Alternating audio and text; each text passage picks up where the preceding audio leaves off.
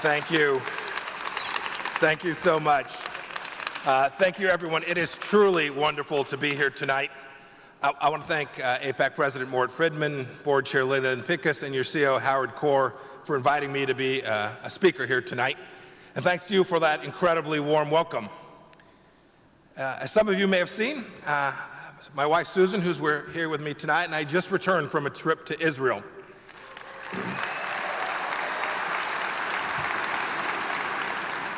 And we made a little news. You know, I've been to Israel many times, but it was the first time I had the privilege to visit our new embassy in the eternal capital of the Jewish people and the Jewish state in Jerusalem.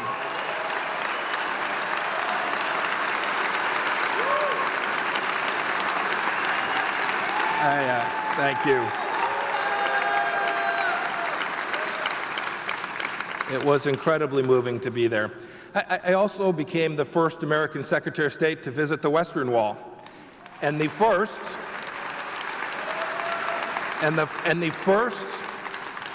high-ranking American official to do that with an Israeli Prime Minister.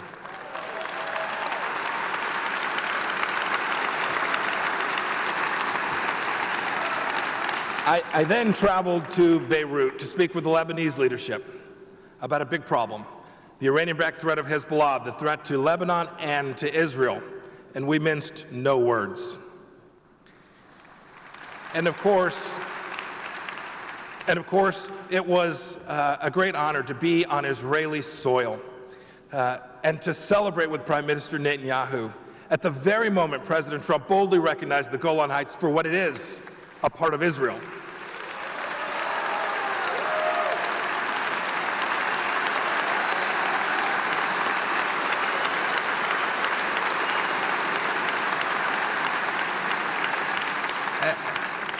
As most of you would have seen by now, just a short while ago, President Trump, alongside Prime Minister Netanyahu, signed a decree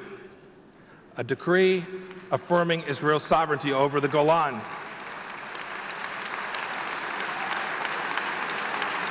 What a truly great 2 days for two great nations.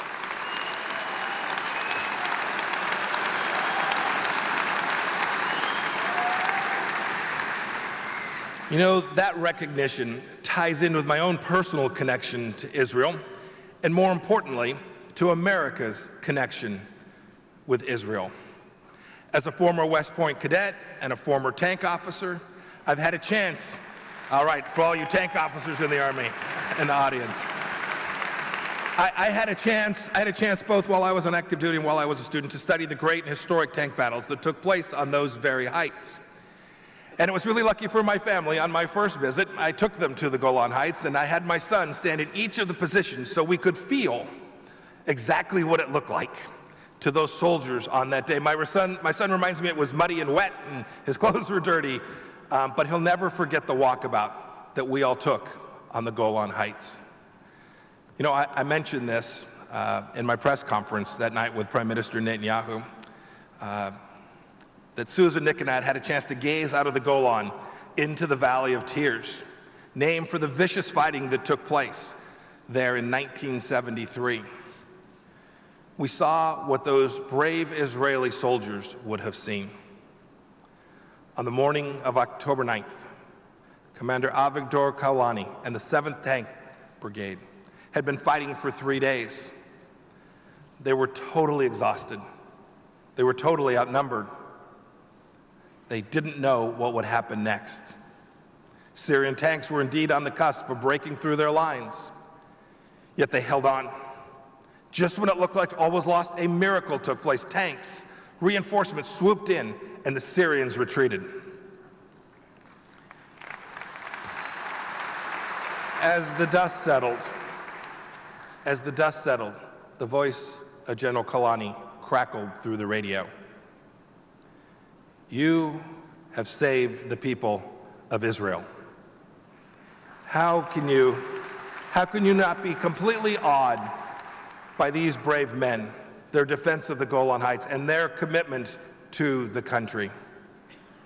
And how can we also not be proud here in America proud to know that their relentless defense of Israel, of Zion, was aided by the United States of America.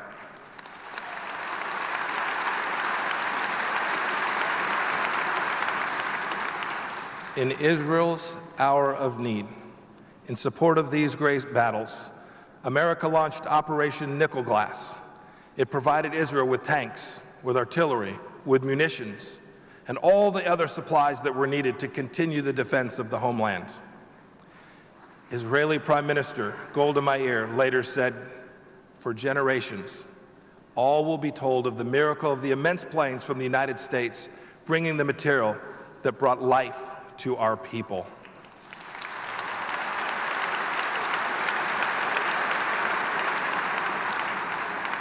Without that battle at the Valley of Tears, and without the American support of Israel, there would not have been an Israel to recognize as the proper sovereign over the Golan Heights.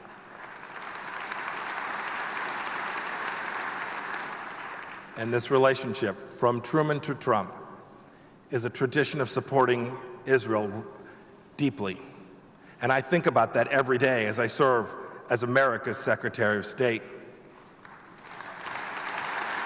But I want to talk to you tonight about something that I'm very worried about. Indeed, I am deeply worried about an old threat that is reemerging to Israel and Jews all around the world, the threat of anti-Semitism.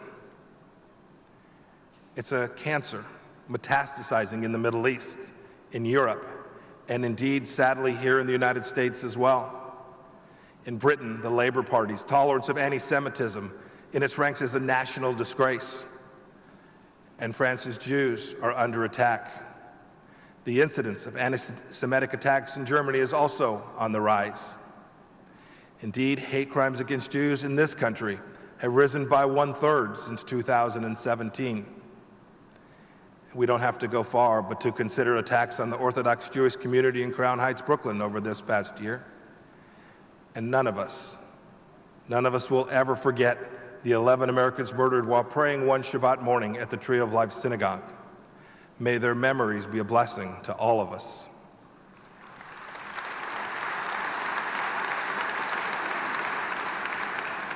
Every decent human being has the responsibility to fight anti-Semitism. It's an affront to religious liberty. It denies the rights of Jews to worship their God. It attacks what it means to be Jewish, ethnically and religiously.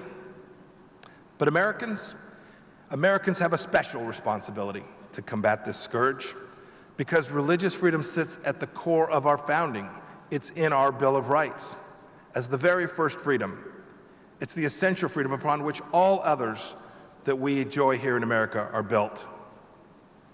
And it's because I'm a champion of that religious freedom and because I'm an American that I'm here today to tell you the United States stands with the Jewish people and Israel in the fight against the world's oldest bigotry.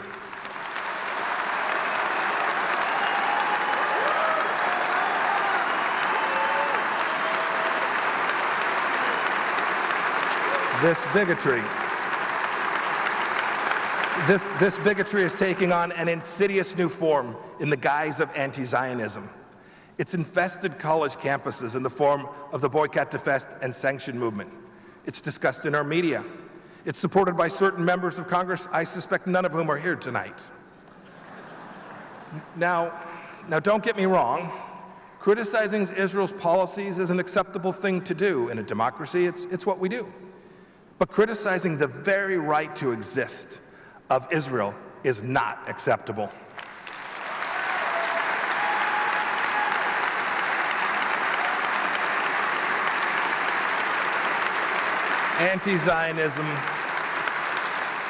Anti-Zionism denies the very legitimacy of the Israeli state and of the Jewish people.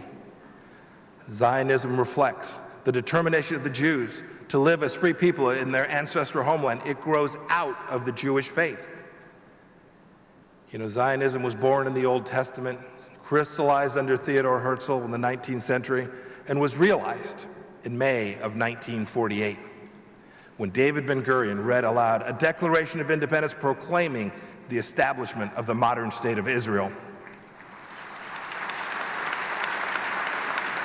And yet today, only one country at the 192-nation United Nations has its right to exist routinely questioned.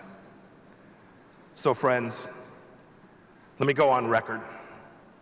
Anti-Zionism is anti-Semitism.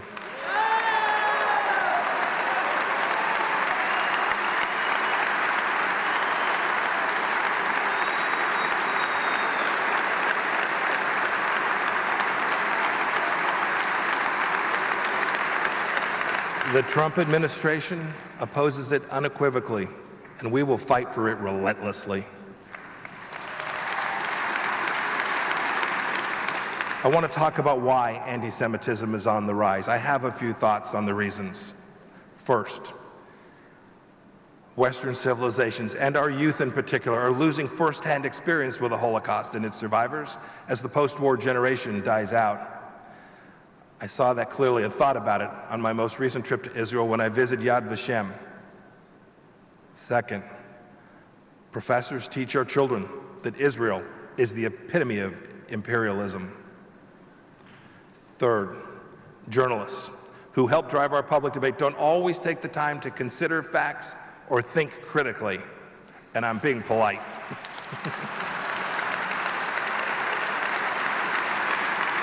But frankly, worst of all, some politicians think anti-Semitism can actually win them votes.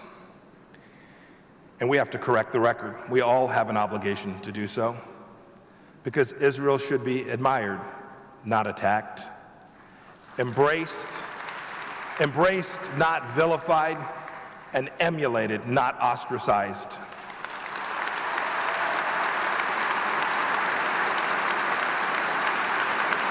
President Trump has made the fight against anti-Semitism a top priority. You can see it in our actions. In June, we left the fever swamp of the UN Human Rights Council, which since its creation has adopted more resolutions condemning Israel than all other nations combined. At the State Department, I reinvigorated the position of Special Envoy to monitor and combat anti-Semitism, and we have a real fighter in that role, Ilan Carr, who I'm so proud to have on our team. Last year, it was my honor to host the first ever Religious Freedom Ministerial at the State Department. I'm proud to say we will do it again in July. On March 15th, just a few days past, I took action to deter the lawless International Criminal Court from targeting Americans and Israelis alike. And the Trump administration and my team at the State Department is confronting the world's #1 proponent of anti-Semitism, the Islamic Republic of Iran. You've seen it, not just in promises the president made in our actions. We pulled out of the incurably flawed Iran nuclear deal, which put more than $100 billion in the pockets of the Ayatollah and funded the Islamic Republic's violent quest for regional domination. In its place, we've enacted the strongest pressure campaign in history against Iran and its proxies, and they are feeling the pain. As I said a bit earlier, I was in Beirut less than 48 hours ago. There, Hassan Nasrallah, Hezbollah's terrorist-in-chief, recently begged for contributions from the very people in Lebanon that he and his Iranian masters have subjugated and terrorized. Hassan Nasrallah passing the tin cup is good news.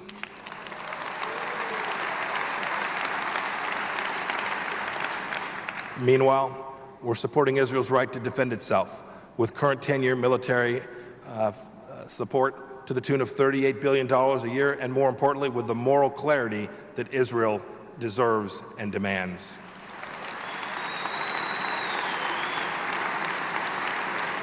The list is long. Just a few weeks ago, we deployed one of our most advanced anti-missile systems in Israel, and you've seen the work of Mr. Kushner and Mr. Greenblatt and our team hard at work devising a proposal to help Israelis and Palestinians find a just and lasting peace. Importantly, too, my team is working to mobilize and rally nations all across the Middle East to find common ground. In February, our Polish friends partnered with the State Department for a conference in Warsaw. Over 60 foreign ministers attended, and Arab leaders from all around the world sat with Israel's leaders. It was truly historic. But uniquely, frankly, in spite of its historic nature, it didn't feel historic. It simply felt right. Jews, Muslims, Christians working together to defeat Islamist terrorists, defeat the vociferous anti-Semites in Iran, and protect each of our nations was the right thing to do for each of those countries.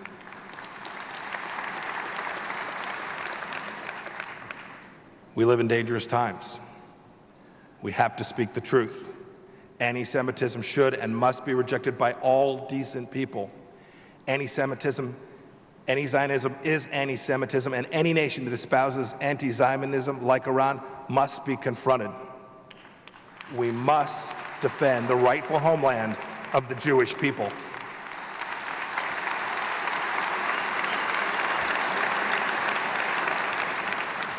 We must see to it that the old dreams of Moses, of Herzl, of America's poet laureate Emma Lazarus, who wrote the verses inscribed on our Statue of Liberty, never fades.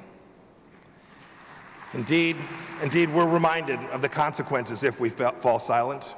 As I close, I want to return to my visit to Yad Vashem.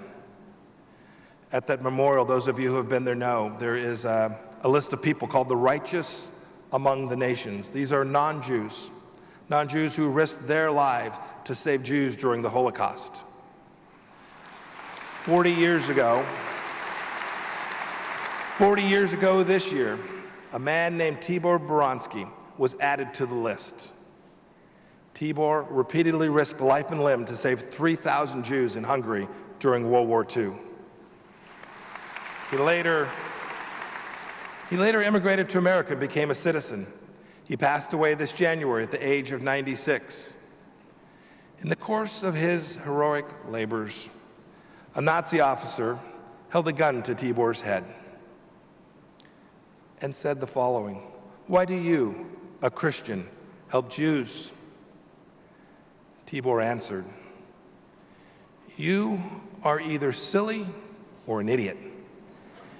It is because I am Christian that I help the Jews."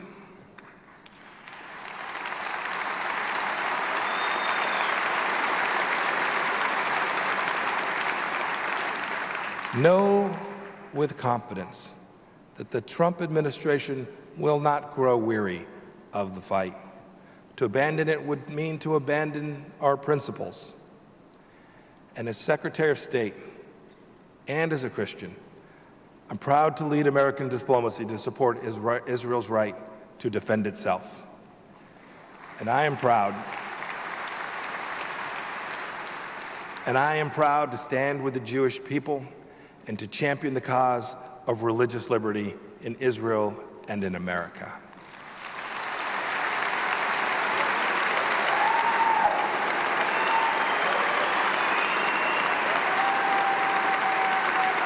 These are special times, amazing times, and I want to thank each of you, and may God bless each of you, Israel, and the United States of America. Thank you.